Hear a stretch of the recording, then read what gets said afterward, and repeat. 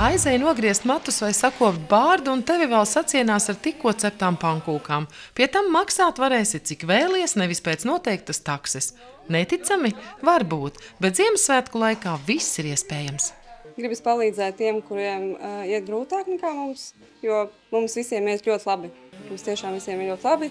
Mēs varam samaksāt rēķinus, mums ir ko ēst, mums ir ko vēl kājās, mums ir ko braukt.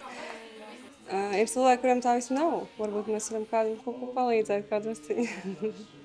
Ir redzēts daudzas ģimenes, kas tiešām, kurām ir vajadzība palīdzēt, kurās cenšas un nesanāk dzīvē tā kā gribētos. Pienāca doma, kad mēs varētu strādāt šodienu, un klienti var nākt pie mums un samaksāt par pakalpojumu tik, cik viņi vēlas, noziedot to naudiņu. Un attiecīgi mēs atradīsim kādu foršu ģimenīti Madonas novadā, kurai tas ir nepieciešams, lai radītu viņam svētku sajūtu, lai viņam arī būtu tā kā priecīgas sirsniņas. Ziemassvētki brīnuma laiks un teica, labi, es arī gribu piedalīties ziedošanā.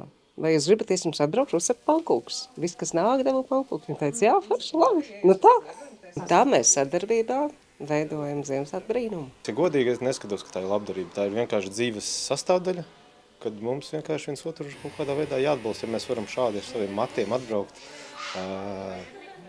iedot kaut kādu, nezinu, kādam naudas ziņā, materiālā ziņā vai kaut kādā sadā veidā pašsaprotams lietas. Tā kā, nezinu, labdarība, varbūt tas vārds labdarība, jā, ir šobrīd jau tāds, nezinu, novazāts varbūt, vai katrs saprot savādāk. Man tā ir vienkārši dzīves sastāvdaļa, ziediņa, Kristei tāpat, arī šim bārberim šeit, man liekas, ir ļoti labs žests, kā parādīt, ka viņi ir nevis tikai bārbers, bet viņi domā kaut ko plašāk, dziļāk, sirsnīgāk. Tas tāds pozitīvs, jā, pirms svētku dāvinājums, nezinu, kā viņi pareizi nosaukt. Pozitīvi, jā, paldies par tādu akciju.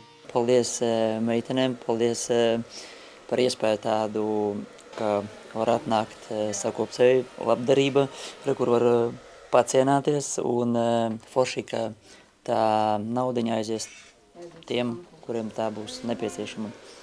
Paldies meitenes, paldies Kristā, Marinam, jā, un priecīgus svētkus visiem, lai šie gaišie svētki piepildē visiem sirds siltumu.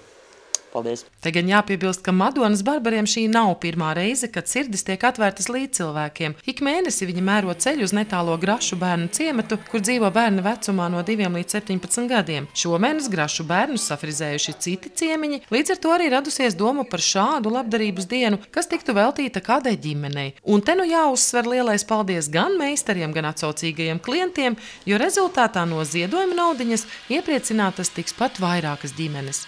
Sirsnīgi, ļoti sirsnīgi, tur nezinu, māks ko komentēt, man liekas, mums katram vajadzētu šādas lietas darīt, un tad mēs šo pasauli varētu uzdarīt skaistāk.